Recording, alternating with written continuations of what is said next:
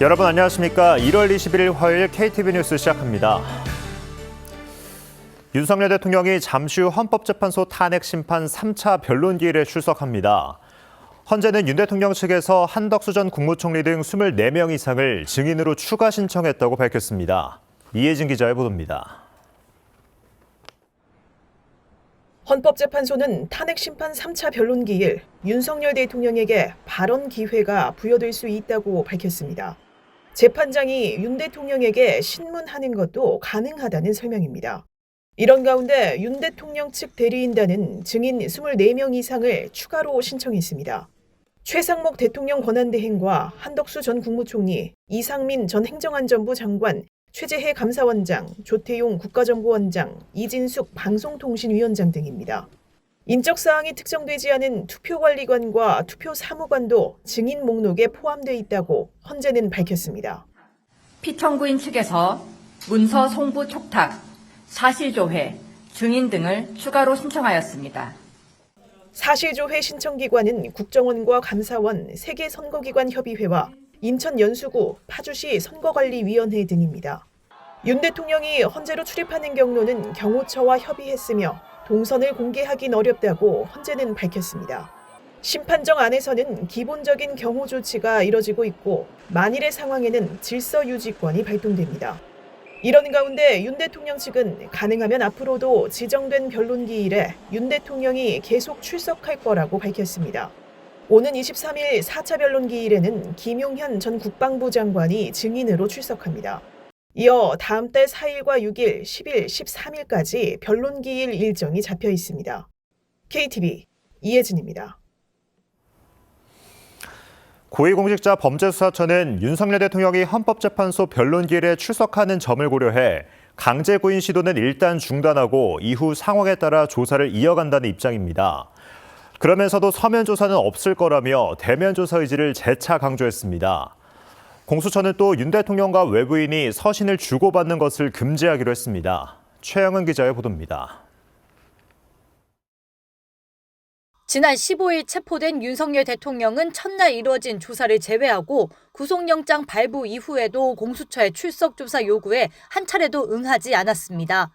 계속되는 출석 거부로 조사에 어려움을 느낀 공수처는 서울구치소를 방문해 강제 구인에 나섰지만 불발됐습니다. 윤 대통령이 조사를 계속 거부했고 인권 보호 시간으로 규정된 밤 9시까지 구인 절차가 이루어지지 않은 겁니다. 공수처는 재강제 구인 등을 포함한 형사 절차를 계속 진행할 거라고 강조했습니다. 다만 헌법재판소에서 열리는 탄핵 심판 변론기일에 윤 대통령이 출석하는 점을 고려한다는 입장입니다. 공수처 관계자는 탄핵 심판 참석은 본인의 변론권이고 이를 공수처가 막을 수는 없다고 밝혔습니다. 공수처는 그러면서도 서면 조사는 없을 거란 점을 분명히 했습니다. 재강제 구인이나 서울구치소 방문 조사 등 대면 조사를 시도하겠다는 의지를 거듭 나타낸 겁니다. 한편 공수처는 윤 대통령과 외부인이 서신을 주고받는 것도 금지하기로 했습니다. 공수처는 앞서 변호인을 제외한 접견을 금지한 데 이어 서신, 수발신 금지 결정문을 서울구치소에 송부했다고 설명했습니다. KTV 최영은입니다. 도널드 트럼프 미국 대통령이 공식 취임했습니다. 4년 만에 두 번째 임기를 시작한 건데 트럼프 대통령은 취임사를 통해 미국 우선주의를 다시 천명했습니다. 문기혁 기자의 보도입니다. 도널드 트럼프 제47대 미국 대통령이 취임 선서를 합니다. 45대 대통령으로 재임했던 트럼프 대통령이 4년 만에 다시 돌아왔습니다. 트럼프 대통령은 취임사에서 미국 우선주의를 재천명했습니다. 특히 우리는 더 이상 다른 나라에 이용당하지 않을 것이라며 동맹국이 아닌 미국 중심의 국제질서 재편을 예고했습니다. And we will not allow ourselves to be taken advantage of any longer. During every single day of the Trump administration, I will very simply put America first.